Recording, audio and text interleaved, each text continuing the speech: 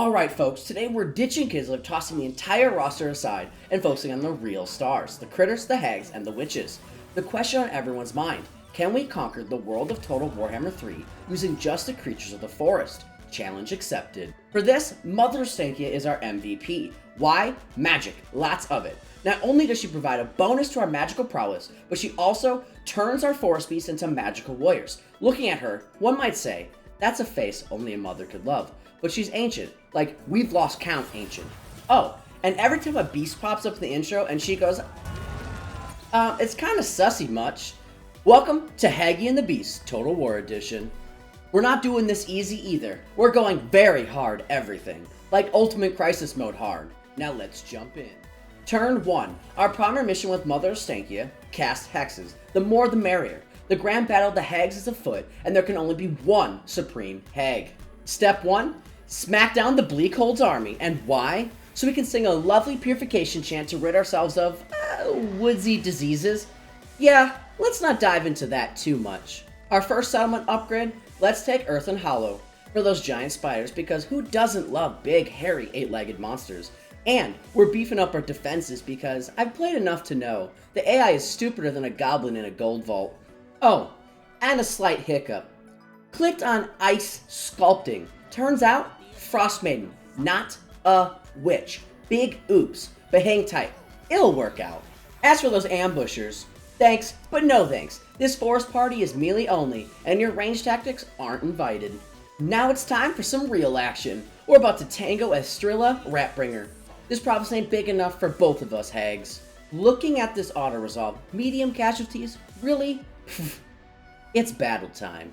Now, our units. They're giving me some strong World of Warcraft Dressfar vibes. Not mad about it, but does Blizzard know what you're doing here? And pro tip, Flock of Doom? Super underrated. Trust me. The result? Only 46 losses. Auto-resolve, go home. You're drunk. On the brighter side, we got the Purification Chant. Say goodbye to itchy woodland diseases, and the entire Bleakhood Fortress region is cured. Can I get an amen? Now, while marching is fun, with no range units, we're leaning into Flock of Doom even more. And thanks to our newfound cleanliness, we can channel our powers without demons trying to pass on otherworldly infections. Priorities, right? Our next target? Forest of Arnheim. Auto-resolve said it's a pyrrhic victory, but after crushing them with only 18 losses, I'd call it more like a take that auto-resolve victory. Route Marcher secured. Why? Mother Stinky's got places to go, woods to dive into, wink wink. As for her catchphrase, is it the power of a beach is in her charms, or the power of a witch is in her chants? Cast your votes in the comments below. Power of a witch is in her charms. But the real fun? Crafting curses, because why not make Ostankia the beauty queen and everyone else look like they've been slapped with the ugly tree? And let me tell you, Whiff of Madness, game changer. It's like the forest perfume, but for battle. Turn 2, folks, and things are heating up. Let's start with Exarian, strutting to the forest, all tall and mighty. Wait, did they just say short? Oh boy, the Dai is scribbling in their book of grudges as we speak. But relax, dwarves. We'll take care of that grudge for you. Priority 1, more Whiff of Madness curses. Because nothing says stay away from my enchanted forest quite like the scent of magical insanity. It's like the Febreze of the magical world. Okay, Auto-Resolve is clearly still drunk. Calling this a pyrrhic victory? Let's prove it wrong, shall we? First, we're testing our new curse. Look at those enemy stats plummet, faster than my motivation on a Monday morning. Now, for the fun part. Enemy line inspection, check. Confidence boost by a recently cured, let's call them woodland allergies, double check. Time to unleash the havoc. Quick confession, folks. Charging those spears? Yeah, oops. Remember how they said not to run with scissors? Same goes for charging spears with forest creatures. Note to self, spears are sharp. My bad. Now picture this. You're a battle-hardened lord, and suddenly, a huge forest beast, fresh from its woodland spa cleanse, charges at you. Makes you wonder if you maybe should have taken that desk job, right? Dear Auto-Resolve, I have some glasses here for you, because that looked pretty decisive to me. But hey, more loot for us. Oh, and those random units that somehow survived our woodland wrath, bye-bye. We're now cozying up to the board of Arnheim, prepping our beasties for a grand dubé. And let's not forget our beloved hags. I grabbed some bats because who doesn't love airborne rodent allies? And level up our hag. Shh, don't spill that to the main hag. It's like telling your mom your other parent let you have candy before dinner. Just don't. Turn 3, folks, and Sebastial, buddy, I feel for you. You see, we've been looking for a playground, and your soldiers look like the perfect playthings. Auto-resolve is whispering close to feet. Ha! Let's see about that. Today's battle plan is so advanced, it might blow your minds. We charge. Yep, that is it. We've been given a masterclass in the everyone straight up charge the same spot technique. Also, a quick shout out to our winged warriors, the bats. Off they go, nibbling on some dark elves to stop the arrow rain. And there we stand, outside the gate like ding dong, dark elf delivery. We ordered some with the side of victory. Needs work? Yeah. We're winging it, just like the bats. Then the moment of truth. Blob formation, activate. Genius? Revolutionary? Nah. Just a Tuesday for us. But the highlight? Big beast versus hero. A tale as old as time. Beauty and the beast. And by the looks of it, Belle's trading in her prince for a life insurance policy. That hero is down for the count. Our bats though, round of applause. I didn't expect them to be the MVPs, but boy, they were soaring. Literally and figuratively. From close defeat to close victory, auto-resolve, get some therapy. We're rooting for your recovery. Now, Arnheim is ours. The heart of our, let's say, forest festivities. Decades in the woods does things to a person, right? Maybe that's the secret behind Ostankia's unique charm. Just an old woman. More spiders? Why not? They're the 8-legged gift that keeps on giving. And discipline? We need that. The forest needs boundaries, and not the kind with a safe word. Ilrich, the boy who thought he lived. Grab the cloak because our hags have been craving some boy pie for a while now. Auto-resolve whispering a close victory, but trust me, it was more of a decisively we kicked butt type of win. See that? Yep, you didn't miss much. Just Mother Ostankia playing her favorite hit single on repeat, Flock of Dooms, coming soon to Warhammer Spotify near you. The sequel is called The Hag Strikes Back. And that's how we roll. Province secured, the bleak closed. More like our cozy seaside retreat, and with new land comes new rules. We're going with the commandment, purge the steppies. Why? Well, some folks missed the memo about our purification jamboree. We'll send reminders, forcefully. Now let's talk about upgrades. Bigger spiders. You know what they say, the bigger the spider, the larger its, appetite for destruction? Yeah, that's it.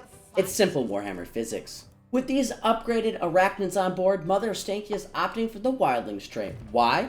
A massive plus 16 charge bonus to our forest pals, and a cool 10% resistance to paper cuts, or swords, same thing. Because let's face it, our primary tactic is the age-old wisdom, see enemy, charge enemy, repeat. Alrighty, turn 5, where my oblivious side decided to shine. There I was, finishing the ice sculptor technology. Why? Because who doesn't need a frozen maiden in their life? But wait, was that an add to cart button for building a hero that wasn't a witch or a hag? Anyway, cast your votes. Are these frosty figurines witches or just the world's coolest maiden? Drop a comment below. Oh, and you know what's better than a creature of the woods? A creature of the woods in shiny armor. Yep, we juiced up our forest friends with the neat plus 20 armor, because why not make those critters even more cuddly and lethal? Now onto our dear hag. We invested another point in One with Nature. What's better than connecting with the environment? Apparently skinny dipping if you're a hag. The therapeutic properties of natural water to exfoliate the centuries-old skin can't be understated. And trust me, after she takes her nature baths, everything grows by +8. Perhaps because of the rich minerals, or perhaps because everyone's rushing to plant trees to block the view. Plus, now we can see 15% further on the campaign map, probably from climbing trees to avoid the sight. It's a win-win, really. And of course we brewed up our signature concoction, the Whiff of Madness, because let's be real, it ain't a true Warhammer turn without a touch of insanity. On turn 6, after completing Fighting Shadows, our vision, beating Warhammer 3 using only Beast, was closer in hand. Who needs infantry when you've got teeth and claws? Thanks to our hag's recent, nature bath, we unlocked Sympathetic Undergrowth. Who knew mossy body scrubs could grant us +5 campaign movement and make enemies start 20% slower in our regions? Also, thanks to the algae-infused speed boost, our armies now move 10% quicker. Beauty treatments pay off, folks. We've got a hag duel on our hands. It's Morathi, the ancient skincare leader, versus our very own nature-loving Ostankia. Cue dramatic music. We're diving into the cold storage technology. Mother Ostankia's secret recipe, freeze dark elf, defrost, enjoy with a sprinkle of herbs. It's like a frozen pizza, but dark elfier. Unlocking the magic channel stance, we're gearing up for the Grand Hag Wars of 2023. Charging towards Morathi's territories, we're set to, well, cast a wide web of surprises. Moonshard got some impressive new walls prepping for the showdown against Morathi. Moving forward, it felt like a David and Goliath moment, except both are hags. Ever wondered who would win in a hair-pulling contest between two hags? Well, we're about to find out. And in a twist that surprises no one, another baffled whiff of madness was brewed. I gotta ask though, am I the mad one here? Or is it just my foes? Weigh in the comments below. Convalescence, oh sweet essence. Grant us growth and swift blessings. With +3 casualty replenishment rate and +5 growth, it's like a spa day for the soul. Turn 12 marked the grand start of the Hag Wars, with the mission to cleanse the lands from the scandalous grasp of Slaanesh. Talk about a slutty storyline. And what's this? Auto-resolve delivering a decisive victory? Looks like someone's been attending their self-help seminars. Still, trust issues still linger, so into battle we went. Enter a montage of spiders. Yes, just cinematic shots of spiders running around dancing and doing spider things. It's like the 8-legged freaks, but with more grace and fewer shrieks. Arachno-fantastic, isn't it? Victory was ours, and yes, it was against only 6 units with our mighty 20, but hey, size isn't everything. Or is it? The forest purity trait is like the woods version of a promise ring, bound to always stay pure. It rids you of all those pesky forest itchy situations. It's a natural repellent against chaos, attrition, and corruption, and always remember, practice safe forest treks. For our secondary hag, we went with Wildheart because if you live in the woods, you gotta have a little bit of wild in you, right? To cleanse our spirits in our newfound land, we then enchanted the Purification Chant. It's the forest equivalent of a detox juice cleanse, but for corruption. Got chaos in your soul? Just chant it away. Welcome, Cult of Pleasure, to the Petrified Forest. But heed this warning, the only thing you'll find here is a web of deceit, with perhaps a hint of bestiality on the side. Predicted outcome? Decisive defeat? Not on our watch. We distribute our 5 doses of Whiff of Madness with the precision of an elven jeweler. 3 for the lesser hags. 1 for the great hag Morathi, and 1 for the most distinguished unit. 1 madness to rule them all, perhaps. Oh, wrong franchise, but hey, you get the gist. For this battle, we channeled our inner strategists, splitting their forces like poorly made elven loaf, and pouncing from the forest shadows. Stealth level, ninja squirrel. We began by attacking the reinforcing armies so they, well, can't reinforce. Ever try a frosty breath mint from Kislev? No? Well, we unleashed its icy twin in the form of an attack. Take that, morning breath. I'd wager my best hag that we use Flock of Doom. Again, what can I say? It's our signature move like, do you smell what the rock is cooking? But with more doom. After beating the reinforcing army into submission, Morathi entered our woods. Get ready for some intense hag-on-hag action. Let's keep it civil, ladies. There's enough forest for everyone. With strategic genius, we swarm their archers like fans at a boy band concert. Spider reinforcements? Send them all. Post some admittedly questionable decisions, a few facepalms, and our AI ally's performance worthy of a "you tried" star, we emerged victorious in the forest showdown. Cheers to past me. I knew I had it in me. Scored Morathi's trait. It's like collecting trading cards, but for hags. Maybe not the most glamorous, but in the world of hag hierarchy, we just leveled up. Remember, it's not about the size of the cauldron, it's the potion inside. Now, in the facepalm moment of the year, 13 turns. 13 turns. Training a frost maiden when we wanted a frost witch. It's like ordering a unicorn and getting a donkey with the party hat. But hey, we adapt, we grow, we move on, and perhaps cry a little inside. Our dear Mother Stankia receives an upgrade, perfectly embracing the forest purification theme like it's the latest trend. And with Draftmaster, she's readying the Beastly Brigade for what lies ahead. She's always thinking 2 steps, or pause, ahead. Meanwhile, our Witch of Beasts, she went full Wild Child with the Wildkeeper perk. Because why not? Going Beast Tamer with the forest creatures and boosting a leadership aura the size of a giant's ego is just what we need. Last but not least, I beeline for Morathi's capital. It's a high-risk, high-reward play, akin to wearing white to a wine tasting. If we shut down her best recruitment pool now, it's a game changer, and if not, well, let's just say the word regret might come into play. So, we jazzed up Arnheim to tier 3. Why, you ask? To build our dreamy, eerie forest, of course. Every mastermind, or in our case, master hag, needs a master plan, and ours involves creatures of the wood. Picture it. A sanctuary for everything that goes bump in the night. Hagtastic, right? Now it's the ultimate showdown, laying siege to the ancient city of Hagtex, Morathi's crib. And guess how we're doing it? With only beasts. It's like trying to play chess using only pawns, or in our case, slightly more feral pawns. Hagtex thinks we're up for a Pyrrhic victory, but I say challenge accepted. We're going in with more hope than a squirrel at a nut festival. It's a somber day, though. We said goodbye to our Frost Maiden. It's a case of a mistaken identity. She's not a witch. So like trying to fit a square peg in a round hole, it was time to let go. Battle tactics? Channel your inner toddler. Dodge those nasty towers and arrows, and then charge. And then charge some more. It's the avoid the broccoli, dash for the cookie strategy. Positioning the troops at the weakest wall point, basically. Like finding the shortest line at a buffet. Our bats played their parts too. Floating about on the other side, they drew in troops because, let's face it, AI has the attention span of goldfish. The rest was a rhythmic dance. Break, charge, rest, repeat. Our battle anthem, Flock of Doom on loop. It's a hit single from our album, Songs to Conquer By. With the capital captured, what does that make us? A double hag queen? A hag queen with a side of extra sass? Either way, it's a promotion. Mother Ostankia took up quartermaster, probably to manage the cold storage filled with, let's just say unique ingredients, less upkeep for our frosty treats. Our other hag went for evasion because, let's be real, if you saw her in a dark alley, you'd evade too. And to cap off this memorable turn, another whiff of madness because consistency is key. So, with the wind of victory still blowing through our hair, and let's be honest, possibly some spider webs, we made our way to the petrified forest. Why?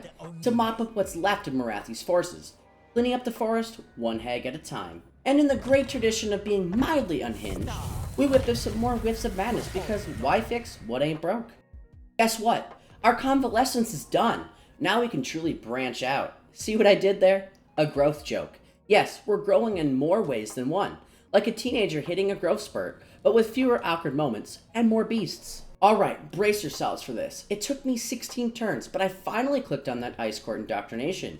Yeah, for an Ice Witch Lord. 16 turns. If procrastination was an Olympic sport, I'd have a gold medal by now. With our strategic hats on, made of twigs and spiders, naturally, we slinked into an ambush stance just outside the petrified forest, setting a trap for Morathi like a kid setting up a lemonade stand, hoping the thirsty neighborhood falls for it. And, to keep things consistent, or should I say consistently mad, another round of whiffs of madness was ordered. Always keep them guessing. Oopsie daisies, our perfectly lit ambush was sniffed out. I suppose Morathi's sixth Slaneshi sense tingled. You know, kind of like Spidey sense, but more forbidden. We decided to hold off on tackling the Coven's Curse Mark battle until after we've dealt with Morathi. I believe it's unwise to potentially weaken ourselves with a quest battle when our forces primarily consist of beasts. Whipping up another whiff of madness, I swear, they're like the beastly hag brigade's version of morning coffee. Morathi darling, here we come again. Did she install a respawn button or something? Seriously? Would you look at that magic twist? Our 4 whiffs of madness swung the pendulum from yikes to we can probably handle this. It's like sprinkling a dish with salt and having it turn into a 5-star gourmet meal. It's time to duel. With every hag present, it was like the Grand Hag Olympics of ancient times. We're making Yu-Gi-Oh! Proud or maybe just deeply confused. Battle strategy? It was like a chess grandmaster's tactic, but if all the chess pieces were crazy beasts. A bit of this on the left, a lot of that on the right. Thought of distraction and diversion. Few hiccups here and there, who's perfect? But we whipped out that breath attack again. It's like bringing out the secret weapon at a party. Everyone loves a good surprise. Oh, Morathi got a bit too cozy with that incarnated beast. Note to self, some boundaries should be set. Mother Ostankia, keep that purification ritual ready. Things are getting weird.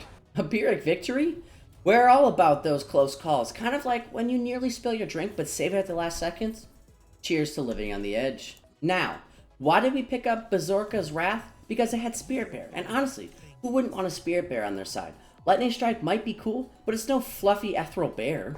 Our other hag opted for the upheaval of Earth because apparently, rocks have feelings too. She really made a splash with that skinny dip, and now the stones are angry. Tamarith, darling, it's been real, but it's time for your curtain call. Bye-bye, Iron Spike. It was nice spiking you. Lastly, the transformation of Kadan. When you thought our hag couldn't get any wilder, she pulls this move. A beast in disguise or just unleashing her inner party animal? You decide. Ladies and gentlemen, the Crown of Claws quest is now available for the taking, but much like delaying that extra slice of cake after dinner, I'm going to postpone it in favor of our long-standing grudge with Morathi. Whipping up another whiff of madness. Honestly, with how often we're making these, I feel like we're about to open a dealership. Come on down to Hagmart and get your brand new whiff of madness. Buy two, get a free cauldron stirrer. Perfect for those unexpected bouts of sanity. Now, let's assault the Sicilider. You know what? Let's call it Steve. Attacking Steve it is. Ribbeth, buddy, hitting the snooze button would have been your best play today. Ugh. Close victory with medium casualties? Of course it's a close victory with medium casualties, so of course I have to play this battle. Manually. Battle highlights: a furry bear surprise, some good old Flock of Doom, a sprinkle of earthquake vibes from the new upheaval spell, and a serving those signature mushroom shrooms for the troops' health boost. All in all, 23 losses. That's not medium casualties, just a few scratches. And drum roll, we got the Cauldron of Power. Imagine getting a new phone, but for hags. The joy? More magic. Sweet. Tougher against heroes? Perfect. Boost in defense, and we get explosive missile damage? Yes, please. The fine print on that mastery of the elemental winds, though. Does it come with a manual? Seriously, if you got the deets on how that one works, please drop a comment below. Opting for the Mother's Rally trait because, let's face it, this gal loves to be in control. Plus, the universe really demanded more hag drama. You can't have a Miss Hag universe with just one contestant. Speaking of, let's give a slow clap welcome to the newest beauty contestant, my Susa Shemnikiko. Unfortunately, Sudi, you've been, let's call it, retired from the competition. A brief, getting disbanded soon, memorable appearance. The Cult of Pleasure threw a tantrum at the Petrified Forest. Oh sure, take it for now. Once I circle back, you'll be playing musical settlements, and spoiler, you'll be the one left without a chair. And then proving their AI to the world, they just sacked it and ran. AI gonna AI. At least they didn't teleport to the moon. Onward to Grey Rock Point. It's high time we put an end to this Hagapalooza and prove that in the world of witchy beauty standards, I wear the crown. Sorry, Morathi, but every reality show needs an eviction night, and yours is fast approaching. Finally got our hands on the Eerie Woods, and boy am I excited! Now, Spiders, you have been absolutely fantastic. I mean, who knew 8 legs could be so efficient? But, while you've spun a great web of victories, it's time to bring in some heavyweights. We're about to make this battlefield more crowded than a Black Friday sale. Well, colored means surprise. Only on turn 20 did I stumble upon the perks of the Ice Court training for Witch Lords. Talk about being fast related to the Magic School Bus. I could have used this like 16 turns ago if I didn't just click on Ice Sculptor. Regret is in my mind. Maybe it was hidden under some dusty old spell tome. Hopped on the Beast bandwagon by snagging the improved lookouts, because why should we settle for normal recruitment when we can have fantastic recruitment bumping us from 3 units per turn to 4 units per turn? In the proud tradition of, well, ever since forever, we've crafted yet another whiff of madness. Honestly, if these whiffs were scented candles, my lair would smell like a hag's paradise by now. Said goodbye to one non-special trait witch. Sorry, darling. The pageant world is ruthless. Then, because apparently I love repetition, I hired another just like her. A never-ending loop of witchy deja vu. The grand face-off with Morathi was upon us, but she should have checked her horoscope, because the stars foretold a gloomy day. Auto-resolve screamed pyrrhic victory, but we all know that it has a flair for the dramatic.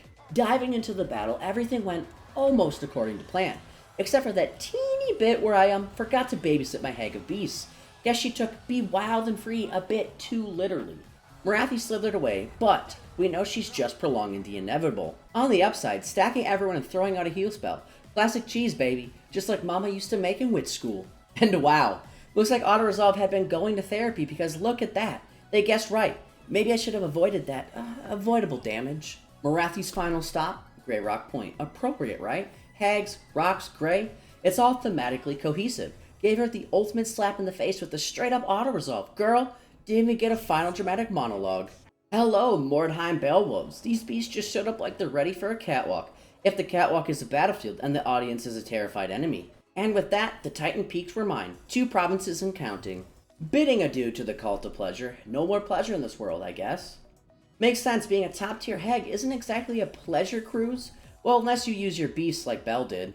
Mother Sankia's new inspiring chant. Definitely more inspiring. It's like turning down soft elevator music to hard rock. She's basically a walking, chanting energy drink now, because she gives +2 winds of magic power reserve per turn to all her armies in the region.